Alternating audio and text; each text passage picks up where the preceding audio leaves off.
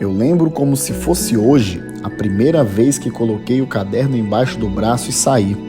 Sempre soube que seria tudo muito difícil. Eu tentei elaborar um plano, mas a verdade é que eu mal sabia por onde começar. Vaguei por ruas, avenidas, shoppings, centros comerciais. Dormia tarde, acordava cedo, mas desistir nunca esteve nos meus planos. Eu sabia que o meu maior adversário nesta jornada seria eu mesmo. Por isso, aprendi a transformar derrota em vitória, decepção em motivação, cansaço em determinação. Transformar um caderno numa empresa.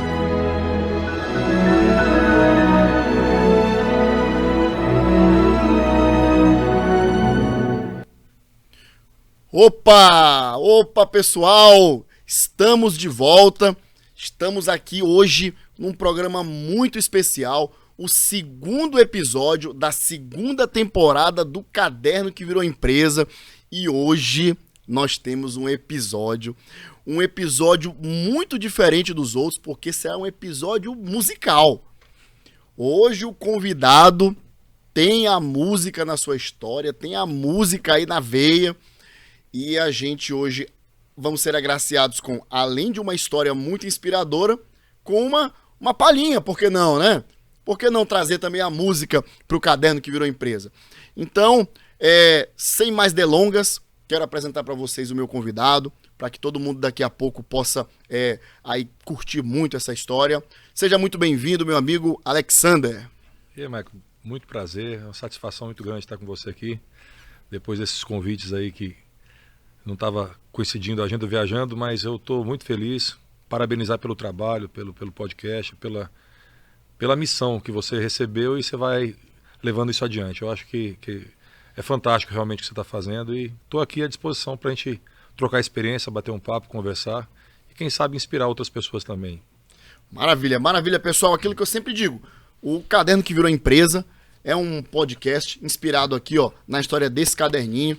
E a gente sempre convida para cá empresários, empreendedores, para que eles possam contar a história do início da sua trajetória profissional, né? De tudo aquilo que eles tiveram que abrir mão para poder conquistar o sucesso e alcançar um local de destaque dentro da sua área de atuação. Para começar, é sempre aquela pergunta que eu já faço, aquela mesmo que vai lá direto do túnel do tempo. Quando foi que o trabalho entrou na vida do Alexander?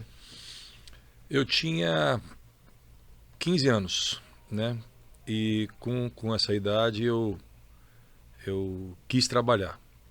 E meu pai estava iniciando uma empresa nessa época, uma empresa bem pequena, e eu comecei a trabalhar no escritório junto com ele, nesse primeiro momento, e me preocupar com as coisas que estavam acontecendo ao redor e, enfim, a responsabilidade veio na minha vida desde muito cedo. Depois de um certo tempo, veio em mim a vontade de empreender certas coisas. A gente não tinha uma vida financeira confortável e era necessário que a gente pudesse ter outras atividades e trabalhar em outras atividades. E aí foi quando veio a questão da agricultura, que foi onde tudo começou. Né? Na minha origem, eu sou maranhense já, estou aqui há 40 anos quase, mas a minha família toda é do interior de São Paulo e é uma família que veio, meu pai, meus avós vieram da roça e isso está enraizado na gente, né? Então a gente, em determinado momento da minha vida, a gente começou a produzir algumas coisas aqui na Ilha de São Luís. Então plantei a acerola. Depois a gente evoluiu para uma hidroponia, né, uma plantação de alface hidropônico, que foi o primeiro que teve aqui no Maranhão. E aí a minha história de trabalho vem desde essa época de trabalhar com agricultura, de entregar nos supermercados, né, na época eram os lusitanas, né? Então eu tinha que plantar, trabalhar lá, fazer as entregas, né, todos os dias. Depois a gente começou a vender, eu comecei a trabalhar também na Feira do João Paulo. Chegava lá de madrugada com acerola, às 3 horas da manhã. Na minha época, a Feira de João Paulo era a feira que que era a feira que servia de distribuição para as outras feiras de São Luís. Então lá começava muito cedo. Então foi desde essa época aí a coisa foi evoluindo até o momento que, de um determinado momento, eu fui fazer engenharia civil, né? E aí fiz engenharia, continuei meu curso inteiro trabalhando também com agricultura, com a criação de porcos e tudo mais. E venho essa vida de trabalho desde essa época, né? Mudando, fazendo algumas atividades fora. E é muita história, pelo retrovisor da minha vida eu consigo enxergar que já teve muito trabalho. Eu brinco com as pessoas que se fosse ganhar por produção, não por diário, eu já estava mais tranquilo, né? Mas já tinha feito muita coisa. Pô, maravilha. Então, contextualizando aqui o público, né? Ali aos 15 anos, você iniciou sua trajetória profissional, o trabalho se encontrou com você, seguindo os passos dos seus pais ali na agricultura, né? Então, você começou ali com essa questão do plantio de acerola, de alface, para poder estar ali comercializando na feira e entregando, né, no supermercado, que era o antigo ali Lusitana. Isso aí, você se recorda o ano? Isso foi final dos anos 80, começo dos anos 90. Final dos anos 80, né? Início dos anos 90.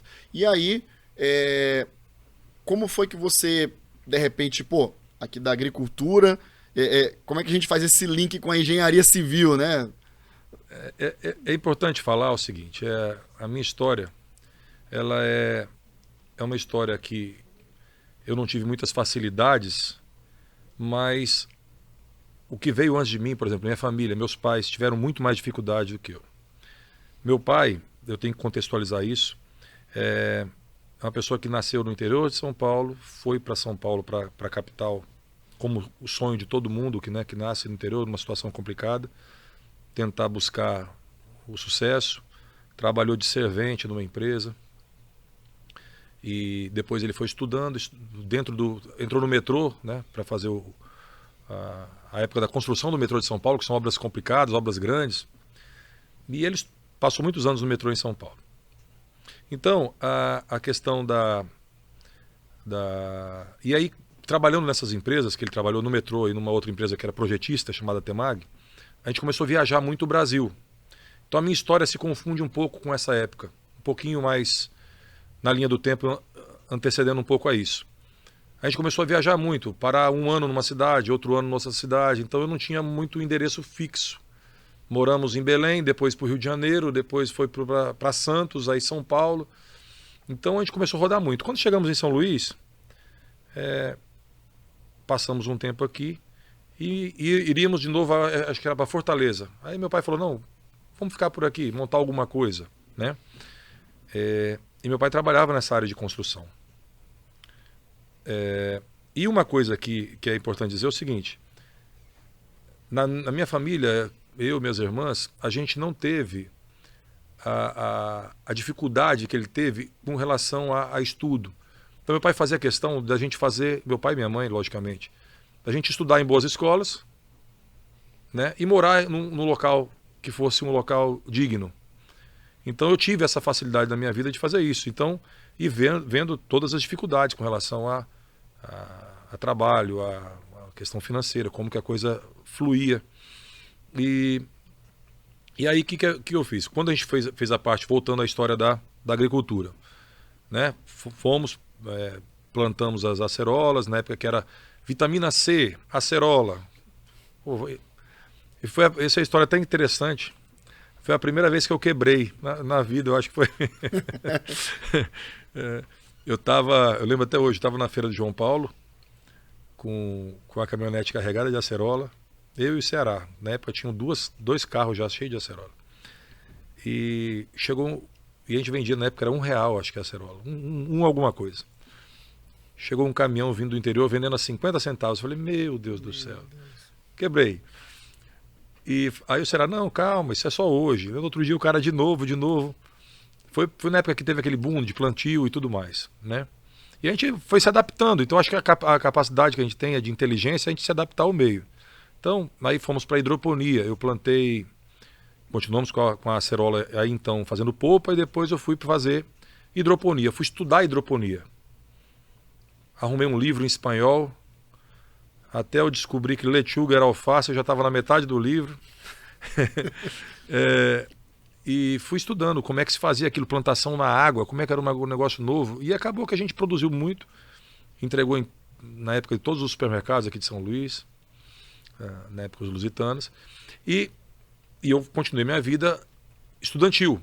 Então, meu link é esse. Eu estava estudando e fazendo essas outras coisas. Paralelamente. Paralelamente. Você trabalhava com a acerola, com a alface, mas, paralelamente, estava estudando já engenharia? Não, aí eu passei para engenharia. Por quê? Por que escolheu engenharia? Porque eu acho que foi um caminho que eu sempre tive meu pai como um grande exemplo. E eu gostava da engenharia, eu gostava de conta, de exatas.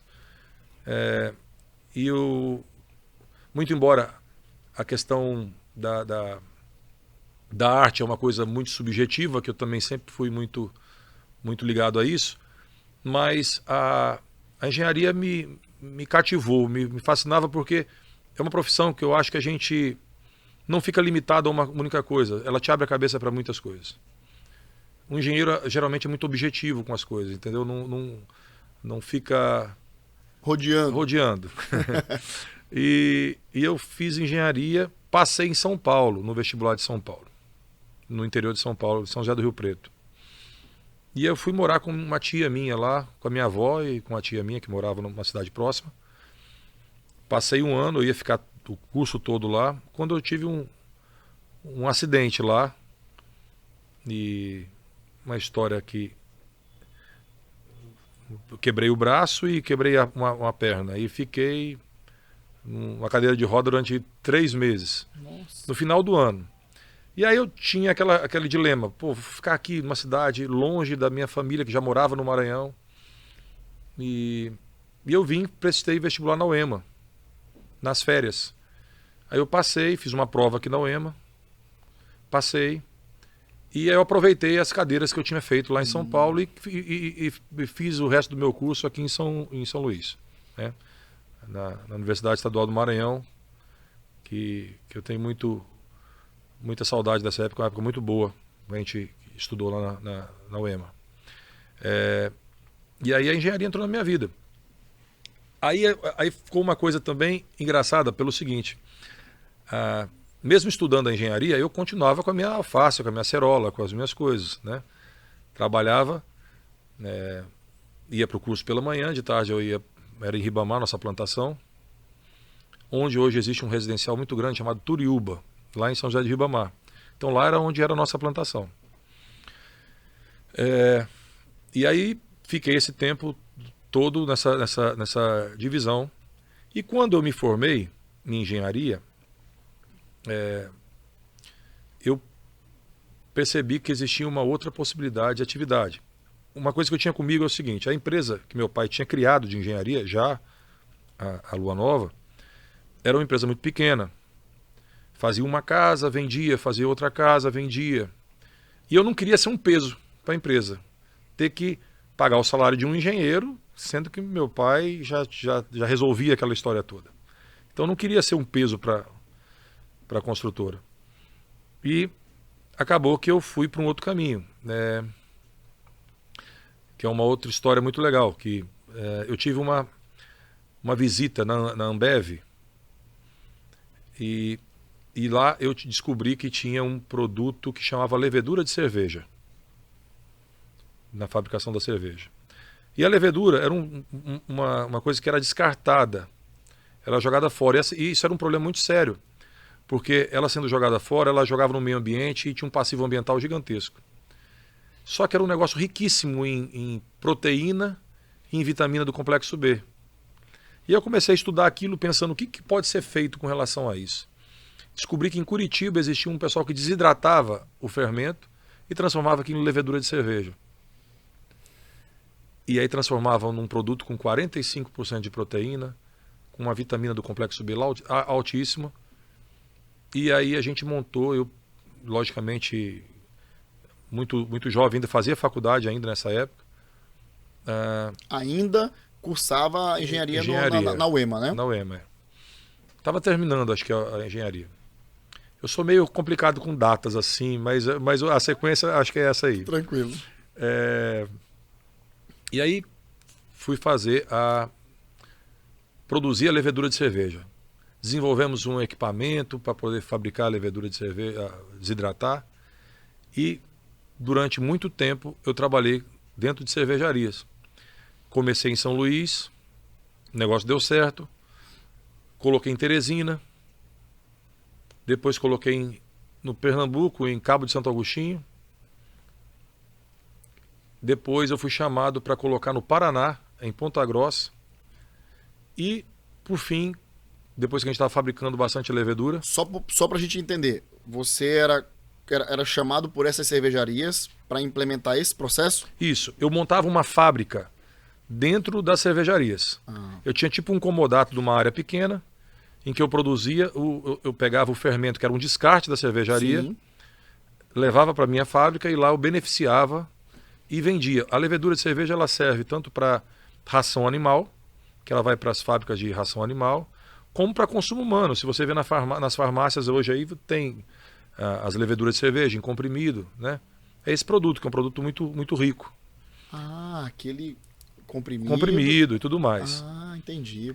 E, não sabia. Pois é, eu também não sabia. E eu fui na Ambev, na época, na fábrica da cervejaria, para ver a questão de um descarte, de um resíduo que tinha, um lixo, alguma coisa. E aí é a primeira coisa, né? A gente prestar atenção, tá disposto a ouvir a enxergar as possibilidades que a vida, as oportunidades que a vida lhe oferece, né? Então eu vi que aquilo era um problema para eles e para mim poderia ser eu enxerguei uma oportunidade naquilo. E aí consegui fazer um financiamento na época no Banco do Nordeste. Comprei um equipamento e fiz a primeira fábrica, depois fiz a segunda, depois fizemos a terceira, depois montamos uma fábrica que eu consegui comprar dentro de uma usina de cana, uma parte de equipamento que estava ocioso deles, montei lá em Cabo de Santo Agostinho, depois coloquei no Paraná e aí começamos a exportar a levedura de cerveja. Aí comecei a exportar para a Bélgica e para a França. A gente conseguiu ter uma capacidade, uma produção muito boa, né? Uma qualidade de produto muito bom para exportar. Esse seu negócio, a sede dele era dentro das cervejarias. Você Dentro tinha das um cervejarias. espaço dentro de cada uma. Isso. Ok. E comecei a exportar. Aí foi o segundo tombo. Segundo tombo, que não foi um tombo. Eu acho que a vida, isso é importante, sempre eu tenho isso comigo, que a vida é o caminho, não é o destino, né? É o caminho, é por onde a gente vai. Até então eu não trabalhava na empresa junto com meu pai, e nem era a empresa estava no outro plano, e eu trabalhando com as minhas atividades, que me fortaleceram muito e me capacitaram muito para que eu pudesse desenvolver no futuro outras atividades. E aí, quando eu comecei a exportar para a Bélgica, a produção grande, e de repente o meu cliente parou de comprar o produto. Falou, olha, esse mês não manda tudo, manda metade. O belga. O belga. A segundo mês, olha, metade da metade. E eu, meu Deus, tem alguma coisa errada nisso. Foi quando eu falei, eu vou lá, ver o que está acontecendo. E eu fui para a Bélgica e descobri lá que a própria cervejaria no qual eu trabalhava há muitos anos, ela copiou o meu processo, já estava fabricando em outros lugares, como minha fábrica era dentro, ela estava vendendo para o meu cliente com um preço mais barato, né? E eu não tinha como competir com a dona da mercadoria, a dona das utilidades e tudo. Aí foi quando eu resolvi vender as fábricas para a cervejaria. Falei, ó, só tem uma solução, vocês comprarem o que eu investi nisso. E foi nesse momento que depois que eu vendi para eles, que eu falei, opa, agora eu posso ser útil à minha família, né? E tentar usar o que eu aprendi para impulsionar, para ajudar a empresa a crescer. E foi quando eu fui para a Lua Nova. Nessa altura, o curso já tinha concluído. Já tinha concluído. Me formei em engenharia e eu passei 8 anos, depois da conclusão do curso, sem trabalhar Na área. na área. Né? Sem trabalhar na área. E aí, o grande responsável até pela credibilidade, pelo nome que a nossa empresa tem até hoje, foi a origem, foi meu pai que fez isso. Eu tenho um orgulho muito grande de ter tido o pai que eu tive. E aí chegou no momento que falei, vou ajudar. Na época ele tinha construído o condomínio Lara Lioto, ali na Mário Andreasa, e ia começar a construção do Golden Green. E eu trabalhei na construção de um centro de distribuição de uma indústria também grande. Então, essa centro de distribuição e a fábrica dessa indústria, eu que trabalhei. Eu que fui engenheiro residente na época. E aí voltei para a engenharia e comecei ali. E dali fui para o Golden Green. E de lá estou até hoje, dentro da nossa empresa aí, que já está com... eu, efetivamente, dentro da empresa, estou há uns 18, 19 anos. Uma curiosidade, por que Lua Nova? Seu pai lhe contou? Contou. Eu perguntei isso, todo mundo perguntava isso para ele, né? Lua Nova, Juraci? Não, porque Lua Nova é multinacional, tem em todo lugar do mundo, tem uma Lua Nova, né? E a gente tem essa missão de... Primeiro, eu acho que é interessante a questão do nome, porque ela já remete a essa pergunta, né? Já gera uma curiosidade, né? Sim. Por que Lua Nova? E é um marketing que já está sendo feito ali. E a questão de ser o próprio aspecto da Lua Nova é um aspecto bonito, não é a maior lua, mas uma lua que é bonita de se ver. Acho que meu pai tinha esse lado também meio poético da história.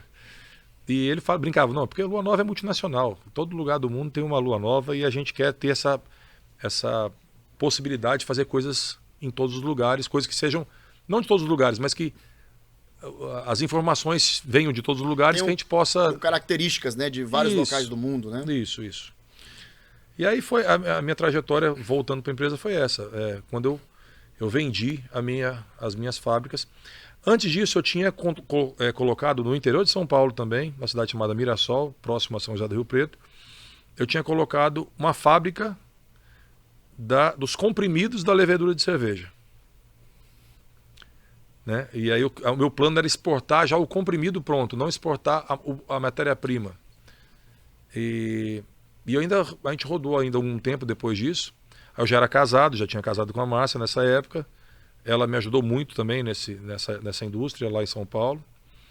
E chegou um ponto que, como a distância é muito grande, 2.000 e 3.000 quilômetros daqui para lá, e a administração disse, a distância ficou muito complicada, aí a gente resolveu também vender a fábrica. Então, e focar aqui no nosso estado. Nesses 8 anos que você ficou longe da engenharia, né? Você consegue imaginar assim, mensurar quantos convites não houve ali de seu pai dizendo, olha, vem pra cá, eu te falei. Tinha isso? Não tinha. Meu pai sempre falava, filho, tá aqui, tô aqui. Eu sempre me sentia parado por essas palavras e tudo mais. Mas ele também tinha muito orgulho do que eu fazia. Né? Você tem uma ideia? Eu consegui comprar um carro, o primeiro carro novo que eu consegui comprar. Antes eu viajava num carro antigo, viajava o Brasil inteiro. Imagina, saía de São Luís, ia para Teresina ia para Recife, Ponta Grossa, Paraná, São José do Rio Preto, São Paulo, Rio Preto, São Luís. Nossa, qual era o poçante que aguentava isso aí? Eu tinha uma caminhonete antiga, bem antiga. Na época eu comprei ela usada antiga, então era bem antiga. E aí eu consegui depois comprar um carro novo, né? Quando eu comprei esse carro novo, eu comprei em um ano, eu não vou lembrar qual ano que eu comprei. No dia 20 de dezembro. No dia 20 de dezembro do outro ano, isso pode parecer até mentira, que as pessoas falam, não, essa conta não fecha. Fecha. Eu tinha rodado 120 mil quilômetros em um ano. Eu rodei 10 mil quilômetros por mês, em média. né? Então, se você... Porque eu passava 5 dias em São Luís. O resto eu saía. São Luís, Teresina, 400 quilômetros, passava 2 dias de lá, ia direto para Recife, mais 1.000 e tantos quilômetros, 1.200 quilômetros, depois pegava mais 3.500 quilômetros para o Paraná, vinha para São Paulo, rodava Belém, Brasília, direto, chegava em São Luís, passava uma semana e de novo, de novo, de novo, de novo. E assim foram alguns anos da minha vida. Minha filha mais velha, que faz medicina hoje, em São Paulo, a Lara, era recém-nascida, então ela está com 21, então isso faz... Foi 2001. 2001. 2001 ou 2002, por aí. Foi, eu lembro, que eu assisti a Copa do Mundo. Foi antes, eu já ia perguntar, foi antes ou depois do Penta? O Penta aí é o marco aí, né, temporal. Falar em Penta, quem teve me visitando aqui agora há uns 15 dias atrás foi o Luizão, que é meu amigo, eu vacilei de não ter falado contigo pra... Mas ele vai voltar aqui. Ídolo da Fiel, Ô Luizão, esse vídeo vai chegar em você, viu? Esse vídeo vai chegar em você. Quando você vir novamente a São Luís, tá convidado pra vir aqui, tá bom? Aqui também no podcast, pra contar também essa história incrível aí de você, viu? Eu sou seu fãzaço, você é ídolo da Fiel, Luizão, viu? Quando vir de novo aqui com o Alexander, já sabe, esse vídeo vai chegar em você, viu? O Luizão é um grande amigo, cara. Um amigo que eu tenho há muitos anos.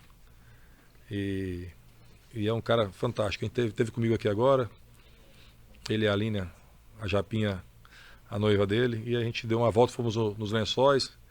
Foi bacana recebê-los aqui também. Oh, que maravilha.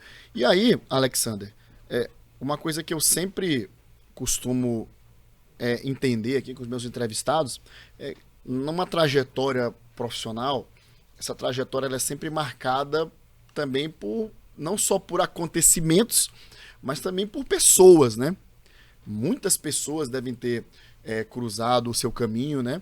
E eu queria que você lembrasse agora algumas dessas pessoas que foram marcantes, que em algum momento te ajudaram, seja às vezes com um conselho, seja às vezes até com financeiramente, né? Com um ensinamento. Se você pudesse lembrar, porque são pessoas que dentro de uma história como essa merecem todas as homenagens, né? É verdade.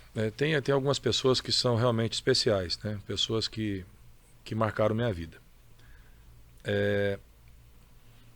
Na época da levedura, que é dessa empresa, eu conheci um cara que me ensinou muito da vida, que é o Antônio Cabreira, lá de São José do Rio Preto, São Paulo.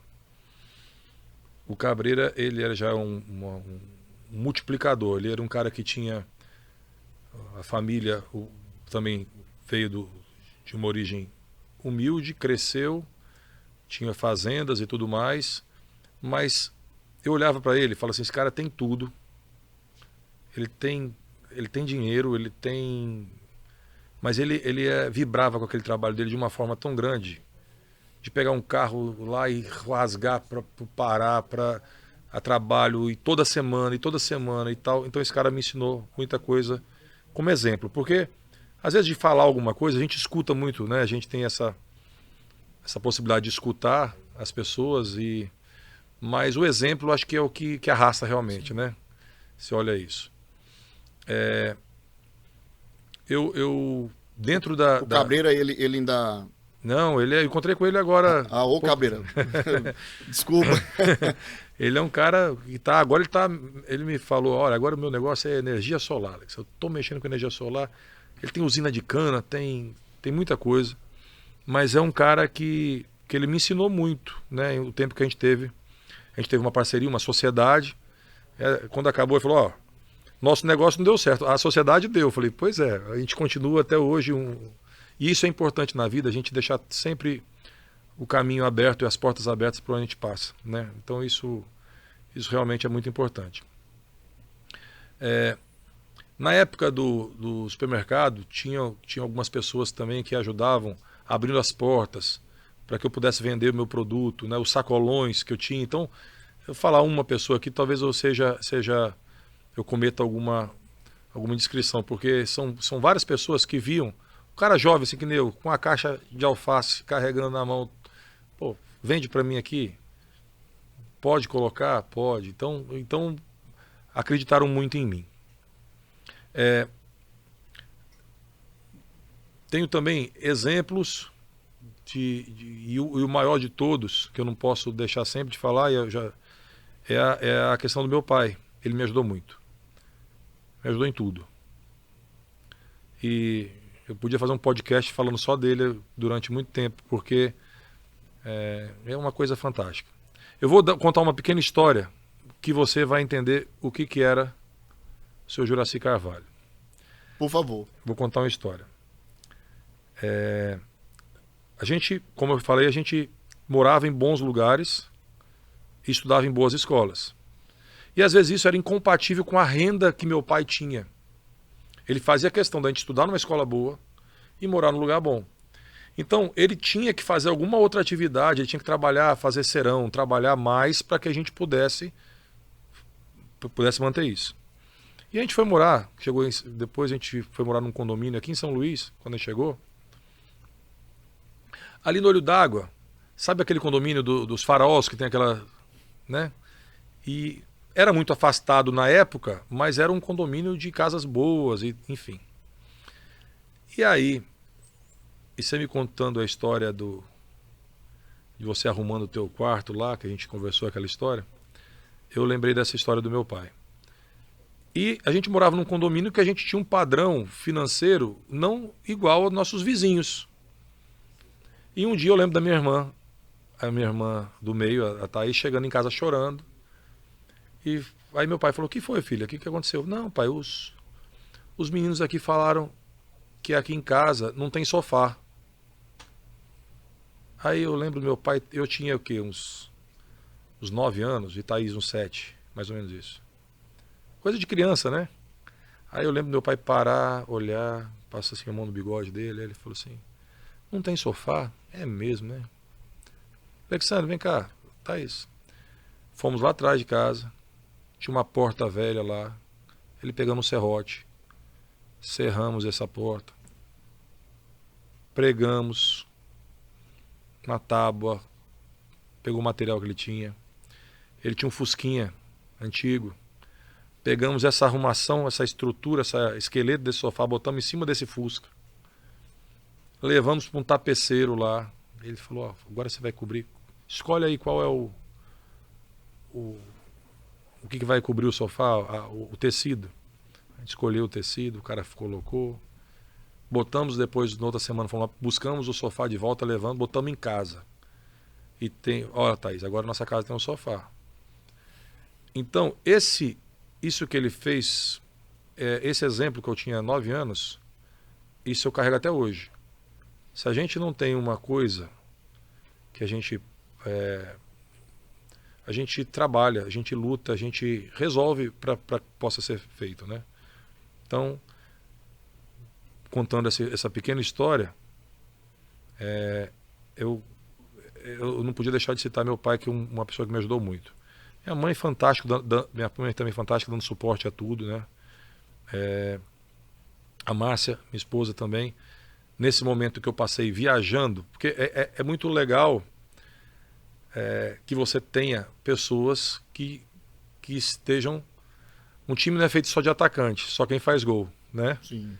Você tem que ter o time todo ali organizado para que a gente possa, alguém ir lá e fazer o gol. Correto. Então, durante esses 23 anos também que a gente está junto, ela sempre me ajudou muito, né? Dando suporte aqui para que pudesse fazer isso.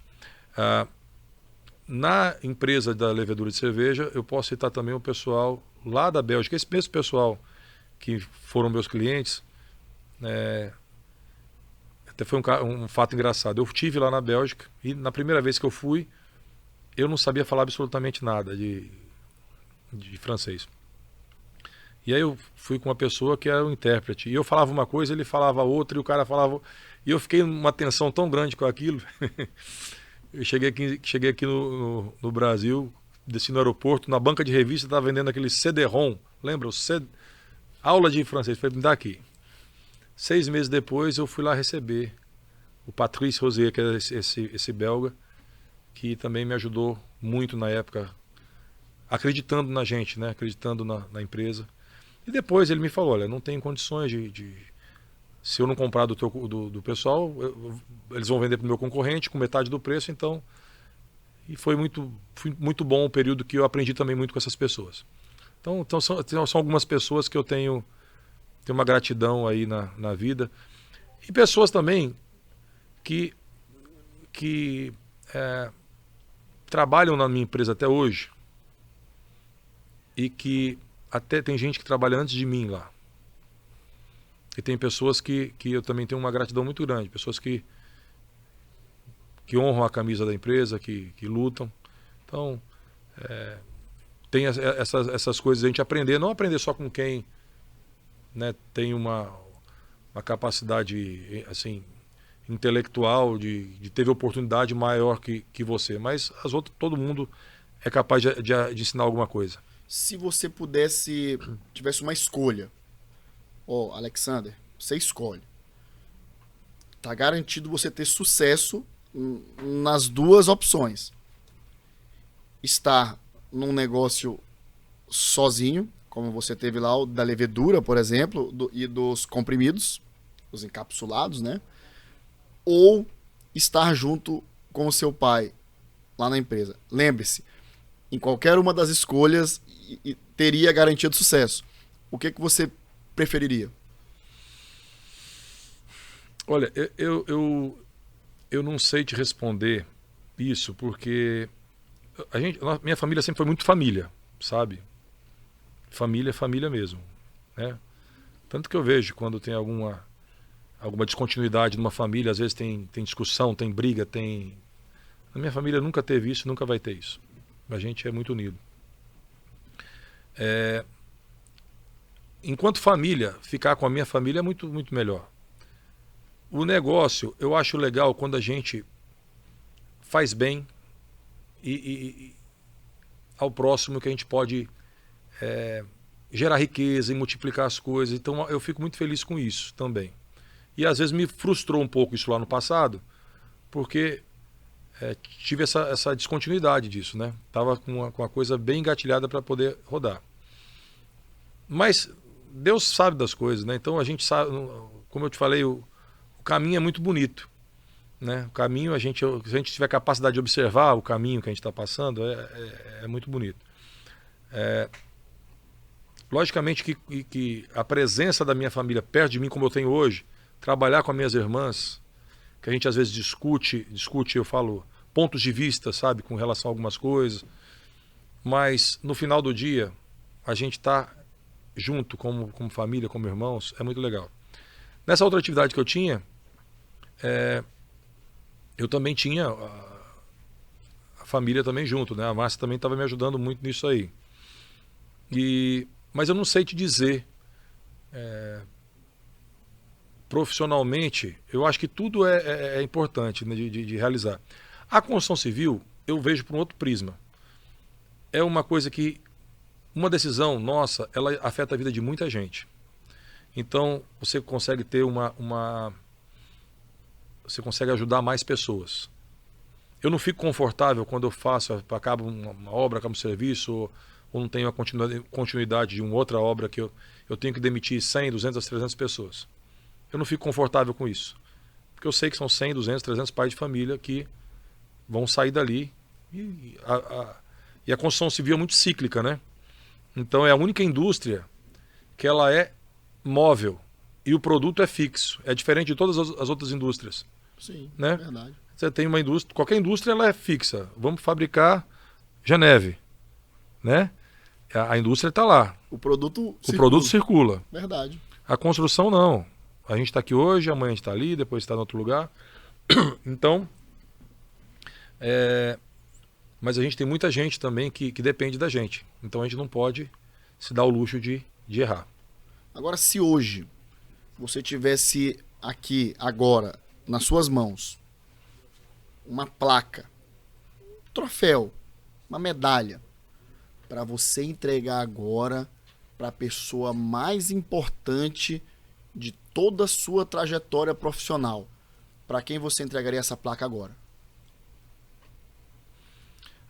Não pode não ser meu pai. Eu acho que eu estou repetitivo nisso, mas é porque Eu tenho comigo, Marco, que assim, alguns sentimentos que são valores assim, que eu não abro mão. Assim, a gratidão, para mim, é um dos sentimentos mais importantes e mais nobres que a gente tem, né? Então, ele me abriu as portas. Eu sei a minha importância. Eu sei o que eu fiz. Eu sei o que eu ajudei. Da onde eu peguei para onde eu entreguei. É uma corrida de bastão. Que um passa para o outro e a gente não pode retroceder, correr para trás. Você tem que correr para frente. E correr mais rápido. E passar isso em condições melhores do que as que eu recebi. Então, eu sei que eu tenho muitas conquistas assim pessoais de coisas, de negócio, de idealizar certas coisas.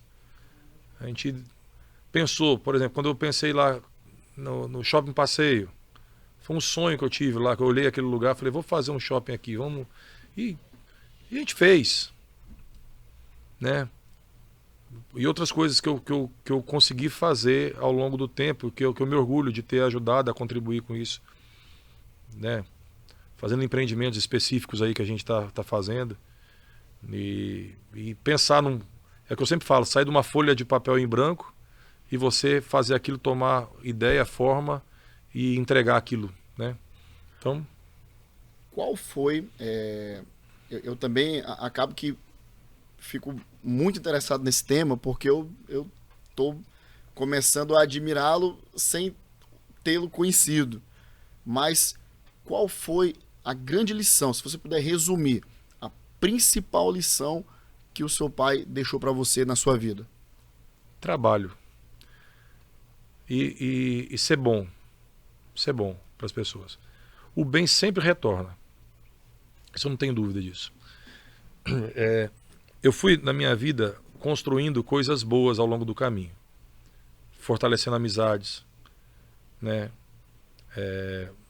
E isso abre portas, né? O network que você faz, aquela coisa toda, você faz através das amizades. E amizades que eu falo não são amizades interesseiras ou interessadas. São amizades que você pode servir alguém, você pode ser bom para alguém, você pode ajudar alguém, ajude. Se não puder ajudar, não atrapalha, né? Então, hoje eu chego, graças a Deus, transito pelos lugares, eu vejo que eu tenho uma possibilidade de conversar com as pessoas e não ter resistências. Ah, eu não gosto desse cara. Não, não é assim. É pelo contrário. Poxa, lá vem aquele cara, oh, meu Deus, o mala, né? Pô, vem cá, o que tu tá fazendo aqui, cara? Pô, vamos aqui, tá precisando de quê? Pô, não tô precisando de nada. Pô, mas pô, tá bom, tá legal. E isso é bom que a gente vai convivendo, né? Às vezes eu passei no Sacolão outro dia que eu vendia alface lá pro pessoal. Eu passei numa Fribal um dia e tinha um rapaz lá colocando na prateleira umas coisas, que era o cara que pegava a alface que levava para mim da prateleira da câmara fria do supermercado Lusitana do São Francisco para a prateleira.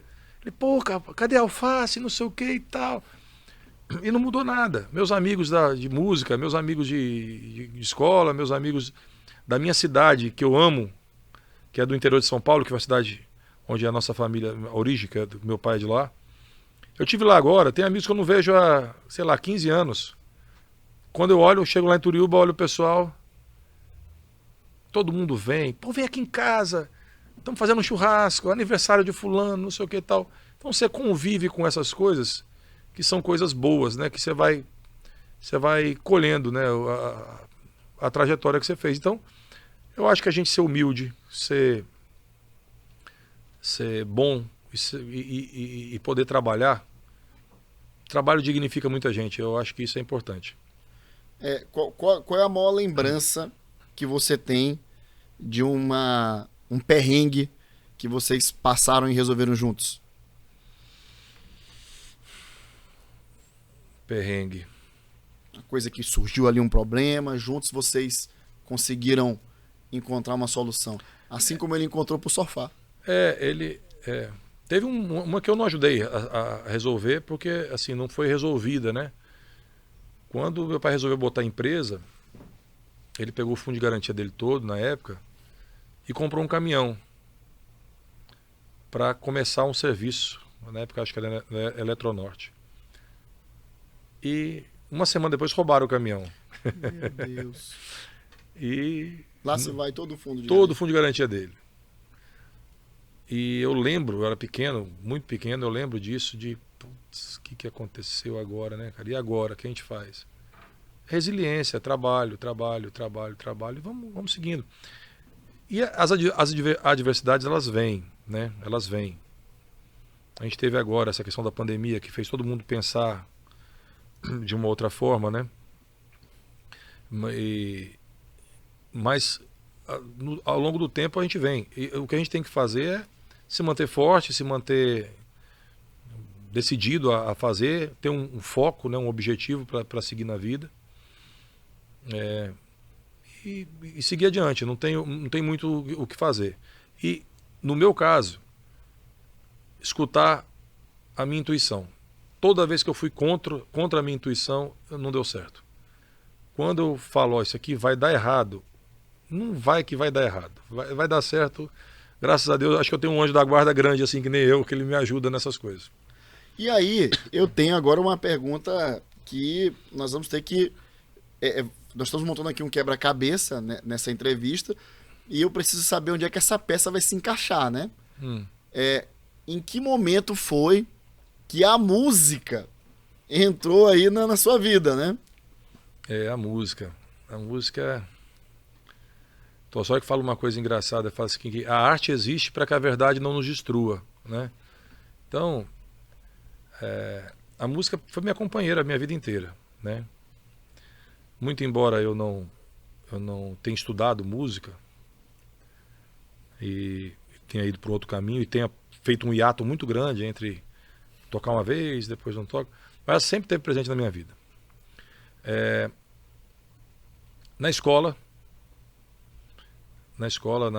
acho que na quinta série, eu conheci um cara bacana, que é meu amigo aí há quase 40 anos, né?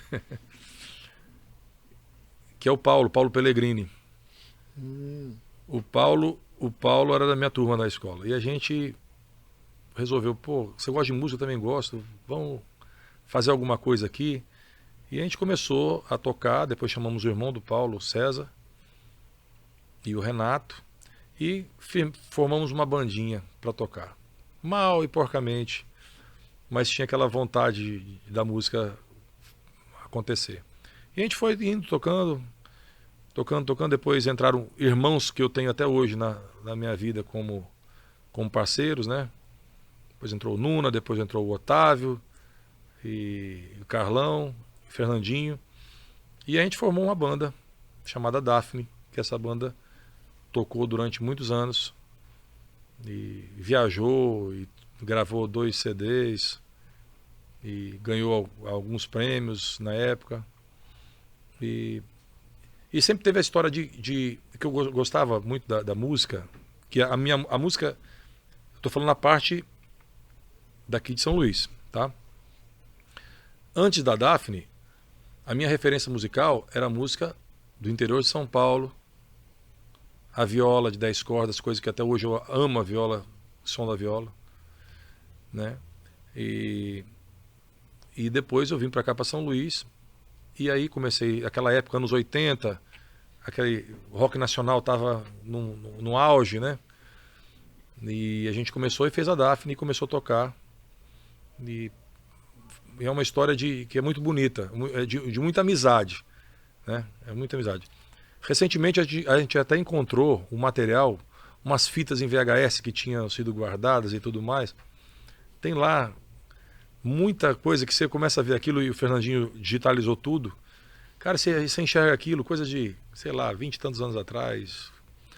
E show do lançamento no Teatro Arthur Azevedo, que a gente fez o primeiro CD, que chamava Semblantes. Primeiro CD de pop rock aqui gravado.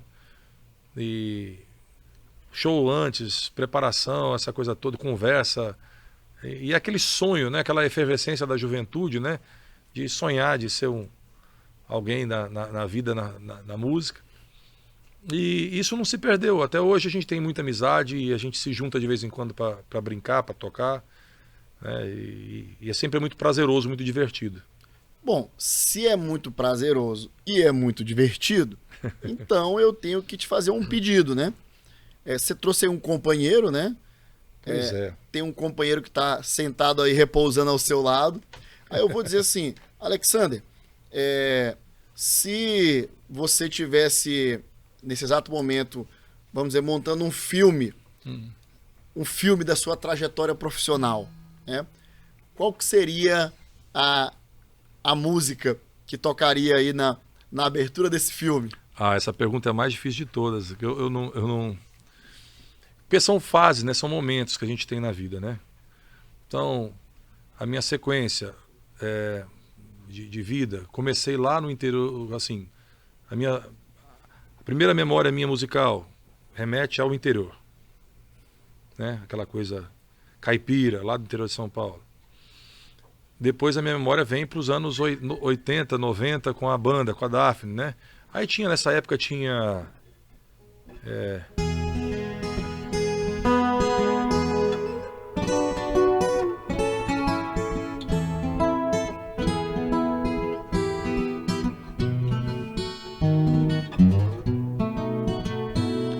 Eu gosto tanto de você que até prefiro esquecer. Deixa assim ficar subentendido, como uma ideia que existe na cabeça e não tem a menor pretensão de acontecer. Eu acho tão bonito isso de ser abstrato, baby. A beleza é mesmo tão fugaz. É uma ideia que existe na cabeça e não tem a menor pretensão de acontecer. Isso era daquele tempo do que a gente queria ser band leader. Então a música remete a esses momentos, né? Depois de um certo momento, aí fazendo essa analogia que você está fazendo na trajetória, né? Isso. Depois o que aconteceu? Eu comecei a empresa que eu exportava. Aí eu fui para um outro universo, eu fui conhecer um outro lugar que eu não conhecia. Por exemplo, aí eu me encantei com a música francesa. Eu achei que aquilo era muito bonito, né? Achei que tudo muito legal. Aí daquele tempo tem o...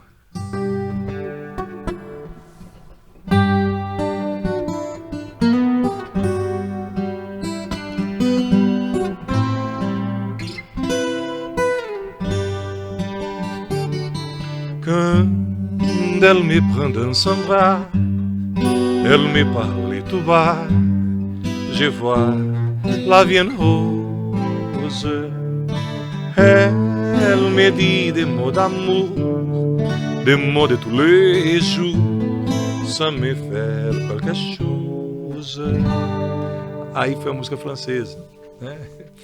Aí tem a história quando eu tinha a banda, quando acabou a banda, que a gente deu um tempo, e eu gravei um disco meu, tocando os instrumentos, cantando.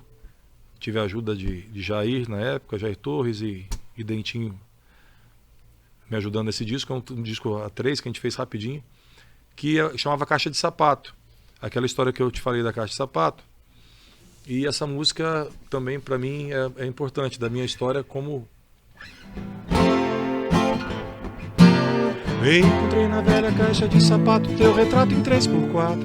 Faz tempo eu não vejo, há muito eu te quero. Viajei no tempo quando encontrei na velha caixa de sapato poemas e letras em cartas e músicas. Quando abri a carta senti o teu cheiro. Quando dei por mim voltei a fevereiro. Me lembrei das brigas e do teu cabelo e ri. Como é bom sorrir. E lendo as poesias que eu mesmo escrevia, percebi ali estava a alegria. Nossa, quanto tempo que eu levei pra descobrir. Tem jeito não, O mundo gira, eu me agarro em você. Há muito tempo eu não quero lembrar, e não lembrar é mais fácil que esquecer. Tem jeito não, para o mundo eu quero descer. Há muito tempo eu não quero lembrar, e não lembrar é mais fácil que esquecer. E na velha caixa de sapato tem um time de botão faltando 3. Também poemas do Drummond e do Pessoa. Tem cartas que eu nunca mandei pra ninguém. E na velha caixa de sapato achei um pouco de saudade, muito de você. Um óculos de grau que eu nunca usei, uma fita pirata que eu copiei. Deixa não, aí vai embora. Que maravilha, sensacional, muito boa, muito boa. Aí, eu quero aproveitar também, volto a dizer, também não querendo ser insistente e voltar sempre nesse assunto, mas qual era a preferida do seu Juracy? Você tocou pra ele? Tocava pra ele? Qual era a sua relação que ele tinha quando você tocava?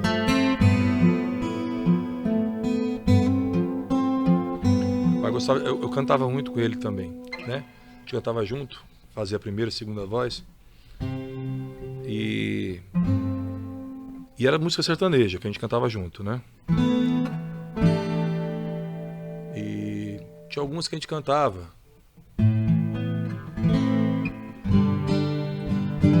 A sertaneja é engraçado porque um faz primeira voz, outro faz segunda, né? Estãozinho Chororó. E eu fazia a segunda voz pra ele, era a primeira e eu a segunda. Mas no final da... Esse aqui é legal.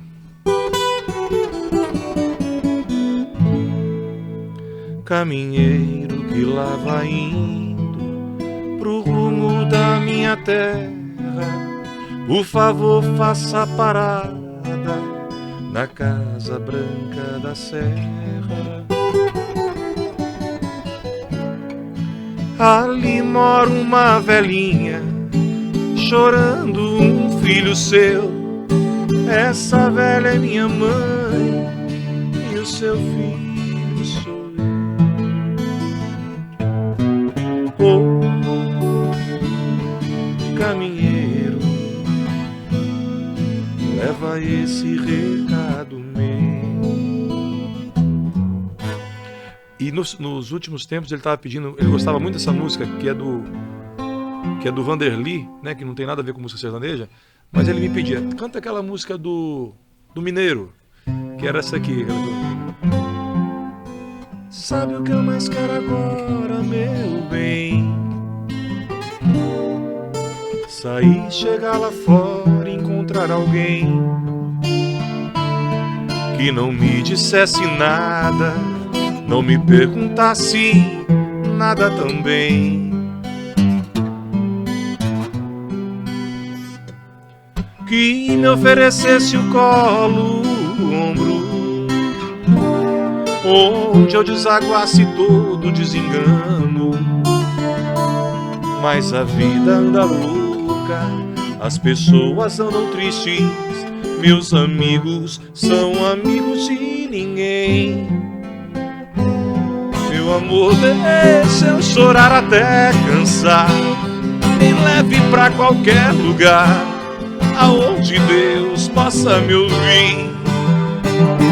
Minha dor eu não consigo compreender, eu quero algo pra beber, me deixa aqui, pode sair. Adeus. Que maravilha. Alexander, se hoje você pudesse pegar aquele carrinho lá do Dr. Brown, lá, do Mark McFly, né?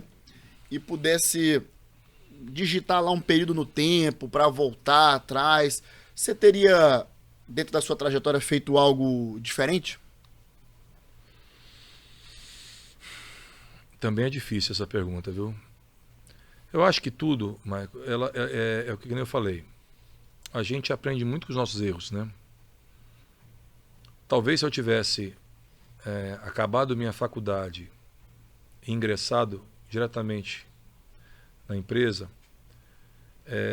eu não teria uma bagagem de vida, de que eu tenho hoje para poder ter o discernimento, né? Então, não sei, às vezes eu acho que no passado eu não fui tão persistente com certas coisas. Tinha coisa que era para dar certo, eu estava no caminho de dar certo e o foco mudou. Eu acho que dava para poder pensar nisso também, né? Mas aí você já chega no outro caminho, que no final das contas, aquilo também foi interessante para você, né? Então aquilo deu certo. Eu acho que ninguém é tão assim, prepotente de falar, eu não faria nada diferente, eu faria tudo igual eu fiz. Mas eu tenho a certeza de que, quando eu fiz querendo acertar. Eu não fiz nada que eu falar para cumprir tabela. E na vida, a vida é valendo 3 pontos sempre. Não tem amistoso. Não tem aquela história de, não, se dedicar. A gente brinca muito, faz essa analogia com futebol, né? E com tudo na vida. Até Jesus, quando veio, falava em parábolas, né? Porque é mais... que eu gosto muito de fazer isso, né? De fazer uma analogia, de comparar as coisas com alguma coisa que a gente vivencia. Então não adianta você ter o Neymar, o Cristiano Ronaldo, o Messi no mesmo time se os caras não quiserem jogar a bola, né? Então,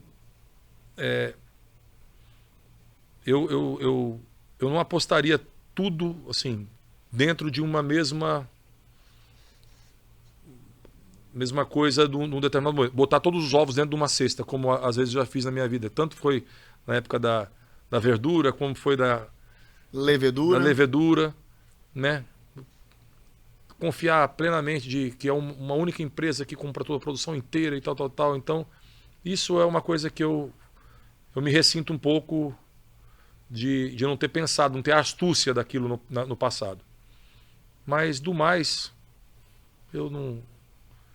A coisa que eu me arrependi, eu consegui reverter.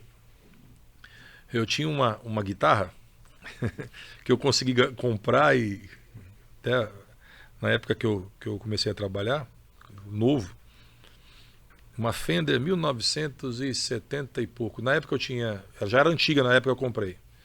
E aí, pra gente gravar um CD da banda, eu vendia guitarra. Pra gente ter estúdio, pra poder fazer o CD da banda, né? E pra mim aquilo foi uma traição que eu fiz com a minha companheira, né? E eu só sosseguei quando eu consegui comprar de volta ela, entendeu?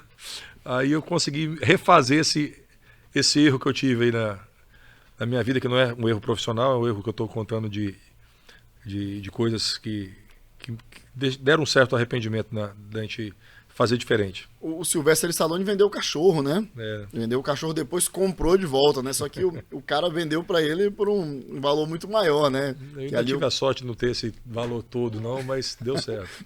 Ainda bem. E uma coisa que a gente sempre chega aqui num determinado momento é assim, se hoje você pudesse pegar essa garrafinha aqui de água e colocar aqui conselhos, colocar aqui insights, qual é a mensagem que você passaria hoje para um empreendedor, para alguém que está hoje buscando sucesso na vida profissional, no trabalho? Se você pudesse olhar para uma pessoa hoje e passar para ela assim, olha, eu vou te dar aqui um caminho, vou te dar um conselho. Qual que era a lição que você diria para essa pessoa? Eu passei por essa experiência há uns 2 anos.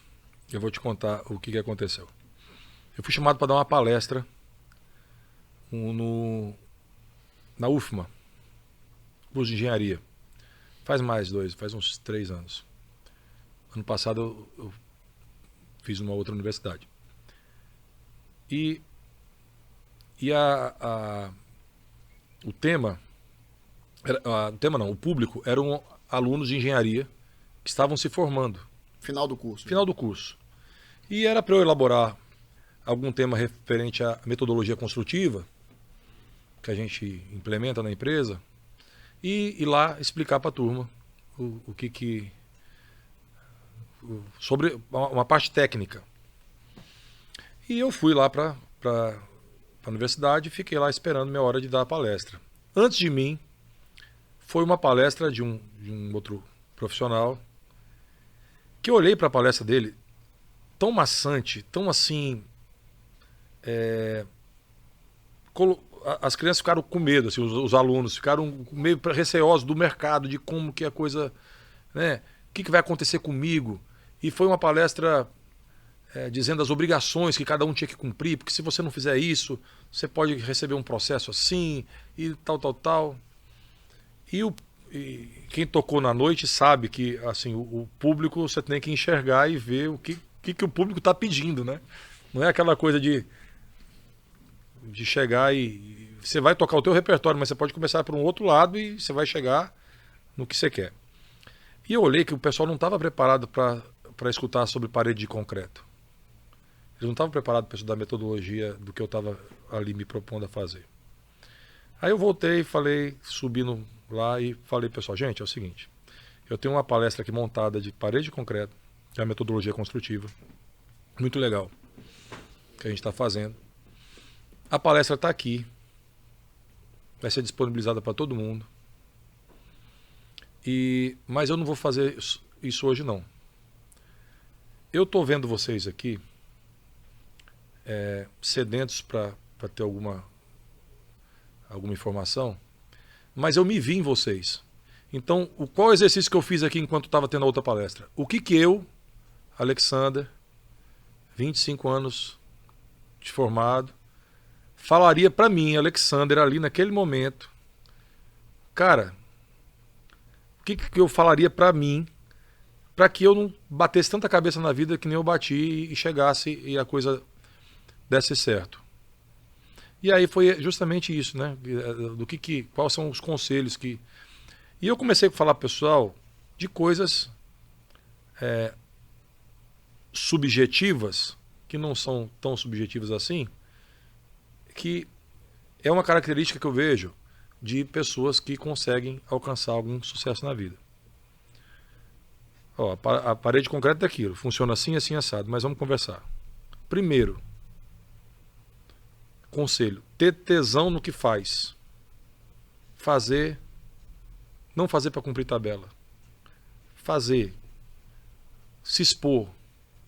É preferível errar tentando acertar do que não tentar. Então, quem fica naquela média de não tentar ousar, né? O cara chega na linha de fundo e toca para trás. Né? Não tenta o drible. Tenta o drible, parte para cima. Você vai errar, você vai cair, mas uma hora você vai passar. E vai dar certo. Né? Então, um dos conselhos que eu falo é isso. A parte técnica, hoje a juventude os caras chegam dominando tudo, né? A questão tecnológica e tudo mais, o programa, isso faz. No meu segmento tem a questão do BIM, que você consegue construir virtualmente todos os ambientes, você constrói aquilo tudo. E é muito legal, é muito importante para o desenvolvimento. Mas não esquecer o fator humano da história. Quem faz tudo é gente. Quem faz é gente, são pessoas que fazem as coisas. Né? Quem trabalha mais próximo de mim sabe que eu dou muito valor a isso. Eu dou valor as pessoas que eu tenho hoje trabalhando em funções estratégicas, são pessoas que chegaram comigo como estagiários dentro da empresa. Ou com algum curso técnico, que depois se formaram em engenharia. Então, são pessoas que eu sei que elas sabem que o que eu digo para elas acreditam em mim. Então, eu acho que é importante isso aí, a gente fazer isso. Né? Então, o que eu falaria para mim? Arrisque, faça as coisas que têm que ser feitas com responsabilidade, com amor à profissão. Tentem sempre ver o valor da humildade, do respeito, porque não é porque a gente chega numa determinada posição que a gente pode sair maltratando, falando coisas de pessoas, e estar aptos a ouvir. A gente tem que estar apto a ouvir, porque as pessoas, a gente não pode menosprezar que alguém tem uma informação, uma ideia boa, que possa ajudar muito numa empresa e ajudar muito no coletivo, né? Se atualizar as coisas, né? Quem trabalha em algum ramo, que acredite naquilo, buscar sempre atualização, buscar sempre estar vendo o que está acontecendo,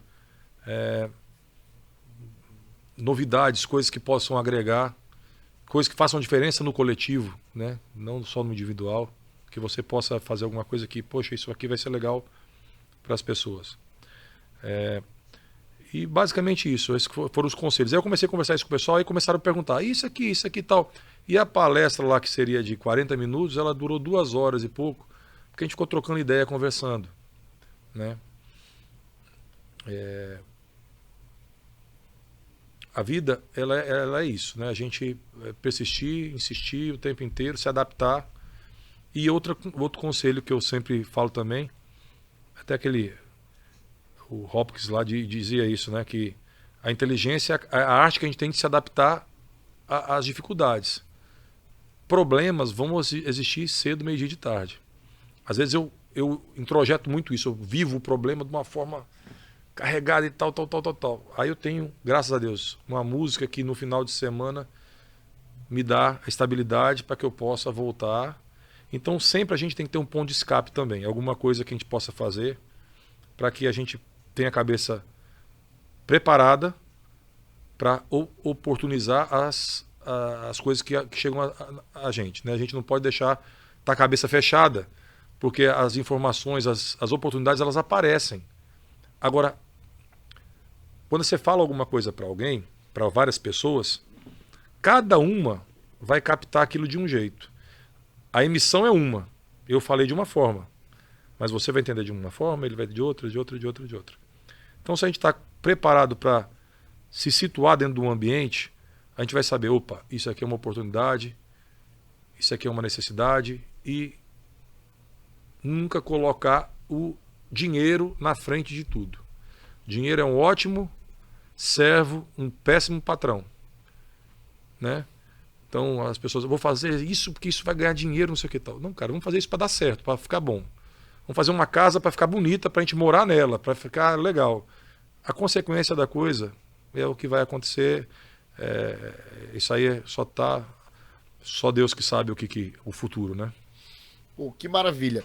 Olha só, toda vez que a gente vai colocar um episódio no ar, os episódios do Caderno que Virou Empresa, eles não têm só números, eles têm nomes. Cada episódio tem um nome. E a gente decide o nome aqui, no programa. E aí eu tenho 2 sugestões de nomes de episódios. Você pode escolher uma ou outra, ou você pode dar a sua também, né? Eu acho que poderia ficar legal assim, ó. O Caderno que Virou Empresa, 2º episódio, né? 2ª temporada, Alexander Carvalho. E aí a opção 1, o nome do episódio seria Escute a Sua Intuição.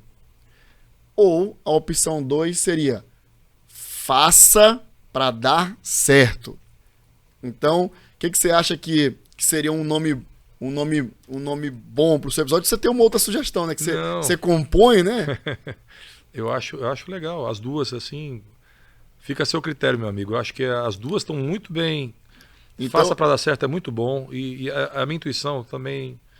Então eu vou fazer o seguinte: episódio 2 da 2ª temporada, Escute a Sua Intuição e Faça para Dar Certo. Pronto, fechado. Ficou um episódio legal. E eu já queria te agradecer pela oportunidade, pelo seu tempo, de você poder ter vindo aqui compartilhar um pouco da sua trajetória profissional conosco, né? De ter podido vir trazer uma palhinha, né? Esse é o primeiro episódio musical que a gente teve. E, Michael, agora antes de acabar, eu queria fazer uma surpresa aqui pra você.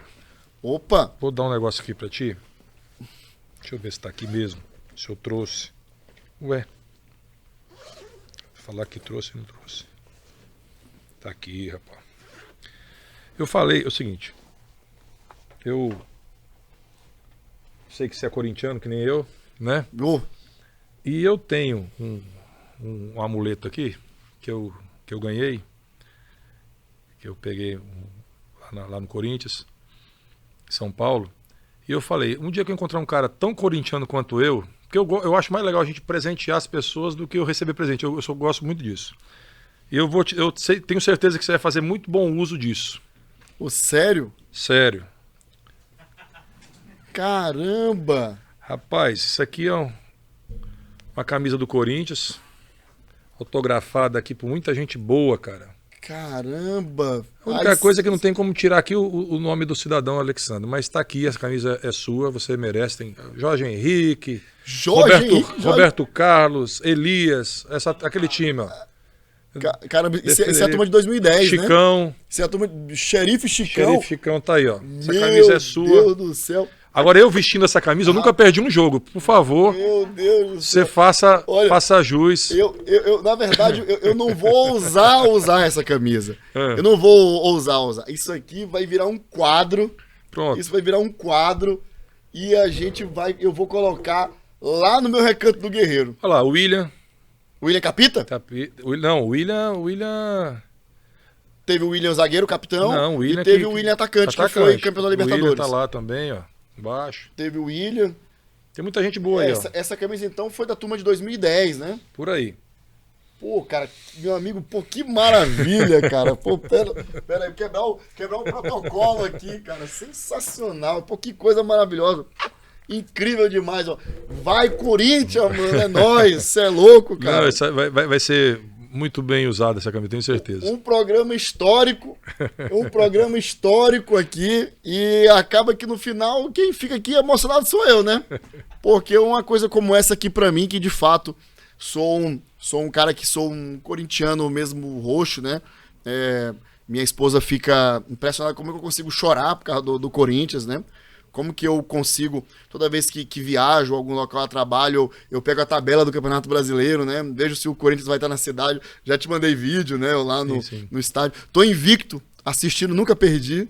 Né? Pois é. Então, pô, cara, assim, pelo amor de Deus, né? Eu espero que você fique muito... Agradeço faça jus aí do fundo do coração, porque isso aqui é aquelas coisas que eu costumo dizer que não tem preço.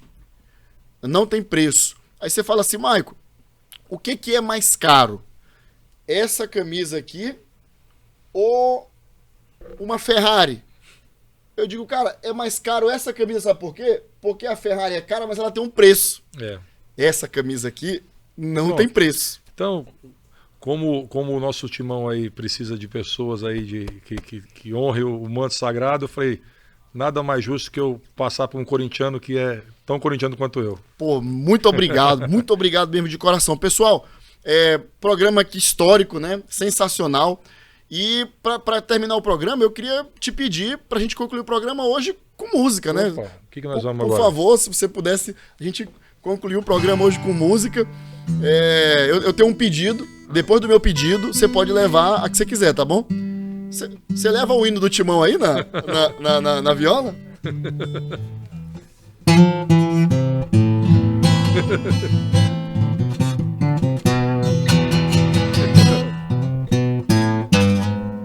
Aí vai o Corinthians. Vamos tocar o Corinthians, meu amigo. Vai, Corinthians.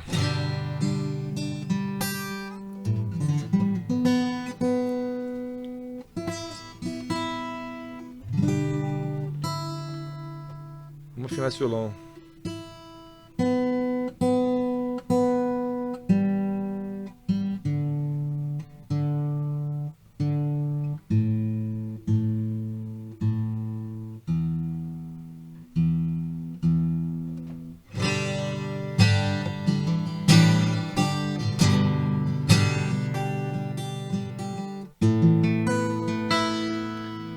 Mudaram as estações, nada mudou, mas eu sei que alguma coisa aconteceu.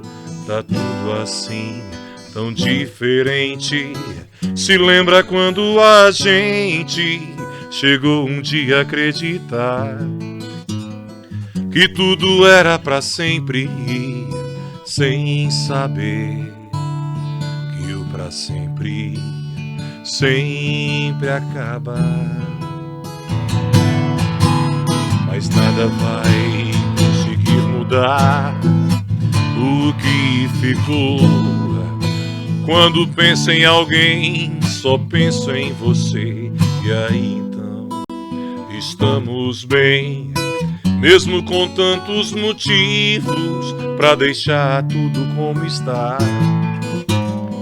Nem desistir, nem tentar, agora tanto faz. Estamos indo de volta pra casa. Mas nada vai conseguir mudar o que ficou. Quando penso em alguém, só penso em você. E aí então, estamos bem, mesmo com tantos motivos pra deixar tudo como está. Nem desistir, nem tentar, agora tanto faz. Estamos indo de volta pra casa. Que maravilha. Mestre Yoda, quebrando o protocolo aqui, quer fazer algum pedido? Quer fazer algum pedido? Já tá show de bola? Então, olha só. Já tá garantido. Enquanto eu vou mandar a mensagem final aqui, escolhe uma que fala aí sobre sonho.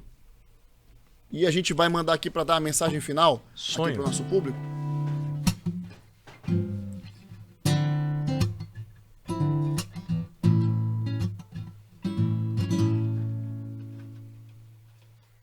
Vamos ver se eu lembro isso aqui dessa uma levada diferente.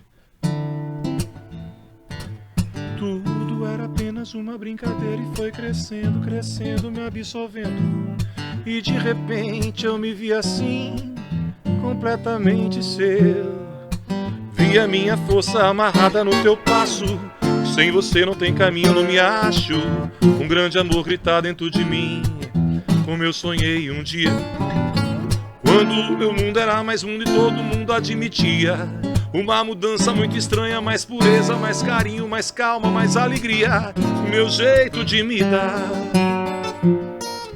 Quando a canção se fez mais forte e mais sentida, a poesia fez fluir minha vida.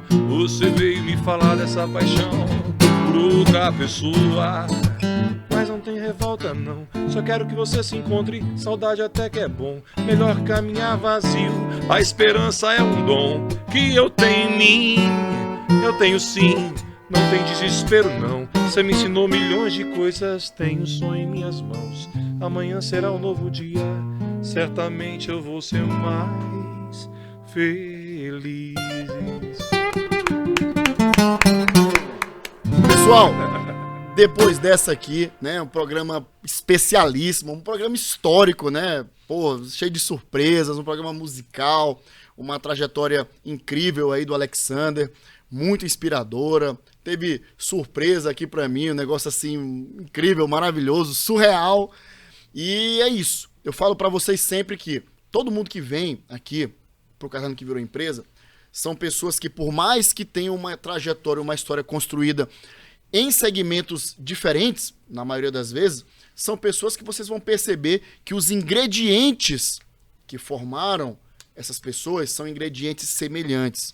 E aí quem acompanha o podcast, quem acompanha os programas, consegue enxergar características comuns que fazem com que essas pessoas, mesmo muito, na maioria das vezes, passando por muitas dificuldades no início, muitos perrengues, consigam trilhar um caminho de sucesso e consigam fazer com que seus negócios assumam posições de destaque dentro do mercado ludovicense, maranhense, por que não no mercado brasileiro. Então, mais uma vez, muito obrigado a todo mundo que acompanha o Caderno que Virou Empresa. Mais uma vez, muito obrigado, Alexander, do fundo do coração, um abração. E, pessoal, é isso aí. Até o próximo, o Caderno que Virou Empresa. Vocês sabem, né? Aqui, o nosso propósito é trazer inspiração, fazer com que você possa encontrar um propósito, contar sempre a historinha desse caderno aqui e a de muitos outros cadernos que, com certeza, nesse exato momento, estão sendo contadas aí pelo mundo inteiro. Pessoal, valeu, até o próximo, o Caderno que Virou Empresa. E vai, Corinthians, mano, é nóis!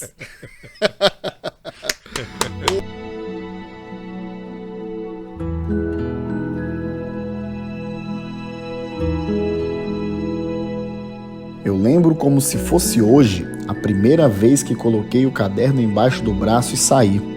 Sempre soube que seria tudo muito difícil. Eu tentei elaborar um plano, mas a verdade é que eu mal sabia por onde começar.